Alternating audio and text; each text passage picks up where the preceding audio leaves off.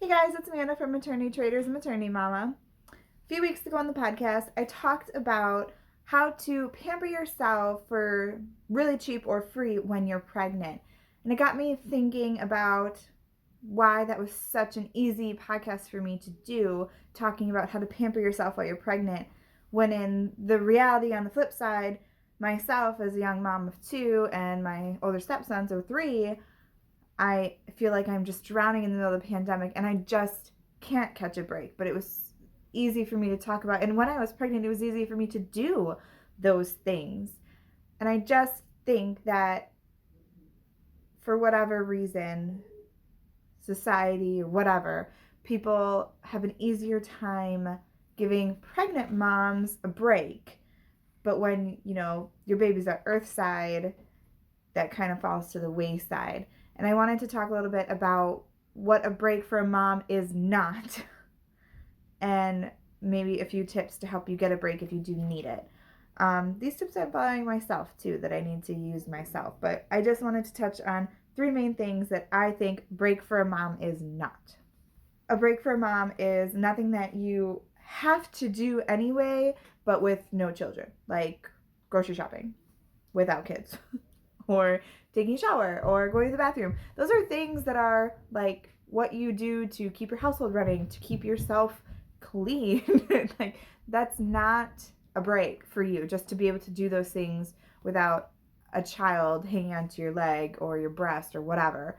And part of the problem with assuming that those things are breaks are they don't really give your mind that break that your mind needs. And so you do those things and you are without kids, and then you're supposed to feel better, but you don't, because it wasn't really a break. That mental load is still going and you never really got a chance to turn it off and do something for yourself. Even though you were without kids, you're still doing things that you have to do in order to keep yourself or your family running. And so you didn't really get that break that you were envisioning before you did that. Second thing that's not considered a break for moms. Anything that you might consider a break, like going to Starbucks or going to Target and just browsing the aisles or whatever you feel like is a break, but with less kids. So now I have two. I have Samuel, who's 3, and Bennett, who's 7 months. And for me to only take Bennett to go get coffee still isn't really a break. I mean, it helps, especially if he's sleeping. It feels kind of like myself, like I'm by myself, but it's not really turning off that mental load. I still have this human that's there that I need to think about and take care of. It's not really time away to just be myself or give myself that time that I need. The same thing goes on the flip side, maybe even worse when I have the toddler with me and it's just me and him. He's a whole nother level of things. Doing things with less children doesn't make it a break, even though it would seem that way. Third thing that I do not consider a break for moms: anything that has the words while breastfeeding after it. Shopping while breastfeeding, getting coffee while breastfeeding, laying on the beach while breastfeeding. None of those things. Oh, you could also, breastfeeding is any version. That could be nursing, that could be pumping, that could be whatever version of feeding your child with your body you do, is not considered a break. You are still feeding and sustaining a human while you're doing all these things. And I think this one's a really hard one for some people to understand, because I have watched so much TV since Bennett's been born, since we nurse, and it's been like so much TV. I went through all of Gilmore Girls. I went through all of The Crown twice. I rewatched Grey's Anatomy. Like, so much TV.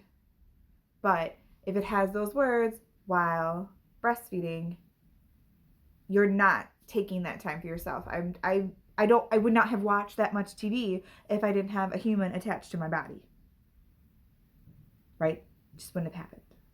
So any break while you're doing mom things isn't really considered a break. So those are my top 3 things that I think seem like breaks for moms, but they're really not, in my opinion. because you are still carrying around that mental load, or even still carrying around a child with you while you're doing these things. And they don't make you feel better because you're not taking some time to stop, pause, back up, and just be yourself. Just be you without kids, without that extra mental load that you have going on. Even though it's probably always in the back of your mind. I think with moms, like, it always is in the back of our minds. But at least you can have a better chance of enjoying yourself, like, if just as yourself, if you take a break and just do those things without one of those extra things attached. Here are my top 3 tips on the flip side of things. If you are struggling like I am to get a break, what can you do to make that a little bit more clear? Because I think our partners, my husband, he wants to help, he wants to give me that break, but he doesn't always know how, and that has to start with me. I have to understand and realize that my husband's not a mind reader. My parents, everybody's willing to help me out there. I just need to come up with the things. So my first tip for giving yourself a break is to do a little soul searching. So this sounds a little strange, I guess, if you think about it, but take a step back and really think about what would give you peace, what would give you a break, what would give you that time to feel just a little bit like yourself again. What did you really enjoy doing before you were a wife, a mom, all these extra things? What did you enjoy doing just for yourself? It could be running, it could be painting, it could be sitting alone at Starbucks reading a book, it could be going to Costco and trying all the samples, although we can't do that right now. But think back to what you did that just gives you joy, like Marie Kondo, just what brings me that spark of joy, right? And that should be kind of your thought process. That should be your break. For me, if I'm thinking about it, I need something that's out of the house so I can give my mind that break. I need to go for a run.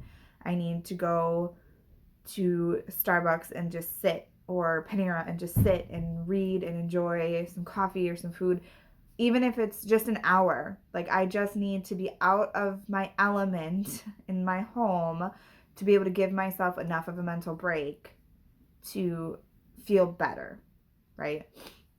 Second thing, be specific with your partner.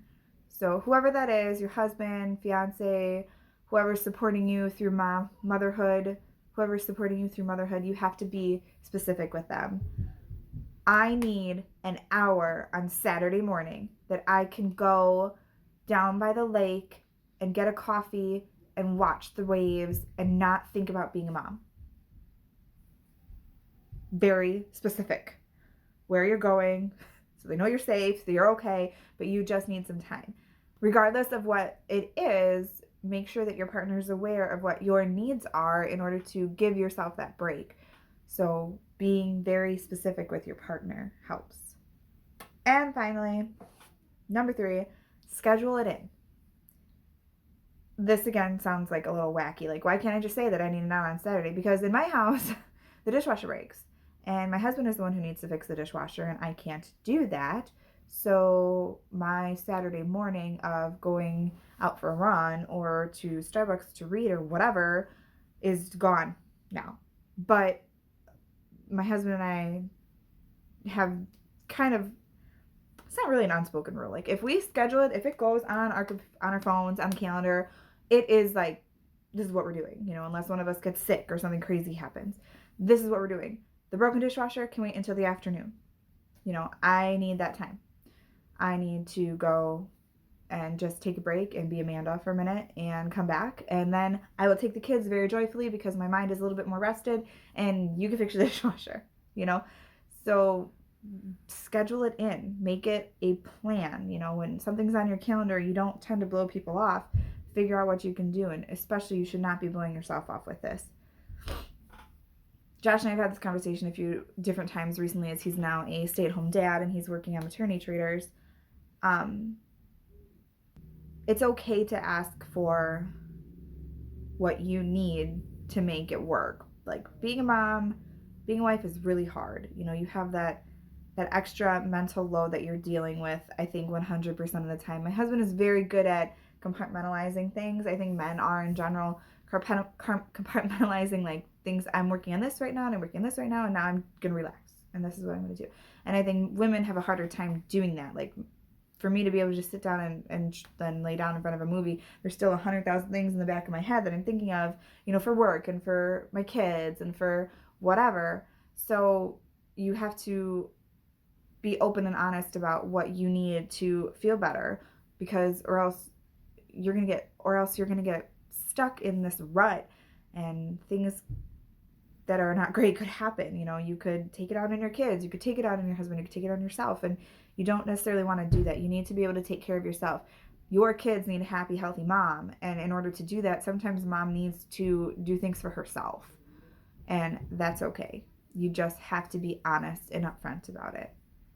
Here's my challenge for you this week and for myself: to take those 3 tips, think about what you need, talk to your partner, schedule it out, and take a break. And take a break that does not include extra children or less children. Take a break that does not include while you're nursing. Take a break that is not something you already have to do just to make yourself presentable or to feed your kids. And take a break for yourself in the middle of this pandemic, in the middle of your crazy time in motherhood. It's okay. It's hard. I totally get it, but it's okay. And let me know by shooting me an email at Amanda@MaternityMomma what you did for your break. And or let me know on Instagram or Facebook. And I'd love to hear some of your ideas, because maybe I'll steal some of them. Have a great week, guys.